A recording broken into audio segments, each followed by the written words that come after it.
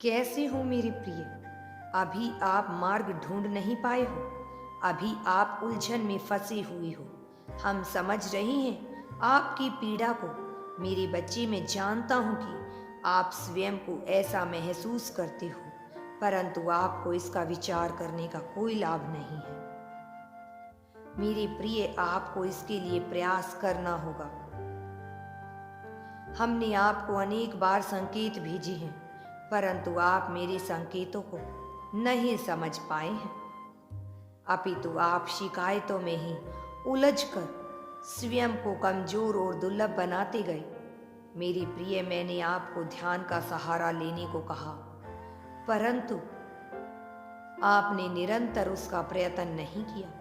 मेरे बच्चे, हमें अपने कर्मों का फल भोगना ही पड़ता है, परंतु आस्था के मार्ग पर चलने से उन दुखों का पतन अवश्य किया जा सकता है।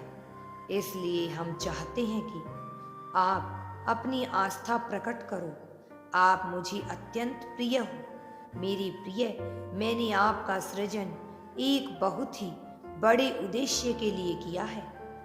मेरे बच्चे, आप में तो मेरे अंश में विद्यमान हो। मैं तो सदैव आपके ही साथ हूँ।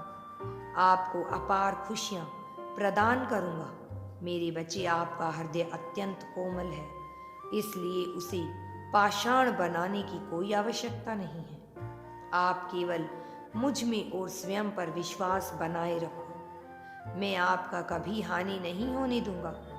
जो आपके प्रति षड्यंत्र रचते हैं, उन्हें उनके कर्मों का फल भी अवश्य ही प्राप्त होगा, परंतु मेरे प्रिय, आपको उसका विचार करने की कोई आवश्यकता नहीं है। यह आपका कार्य नहीं है। आप एक बात जानते हो अपने बारे में? आपके पिता और आपके माता होने के कारण मैं यह जानता हूं कि आप शुरुआत करने से घबराते हो, परंतु मेरी प्रिय, मैं तुम्हारे साथ ही हूं। आपको इस बात की चिंता करने की कोई आवश्यकता नहीं है। अगर तुम यूनिवर्स पर विश्वास करते हो तो कमेंट में धन्यवाद यूनिवर्स लिखकर चैनल को सब्सक्राइब करो। तुम्हारा कल्याण होगा।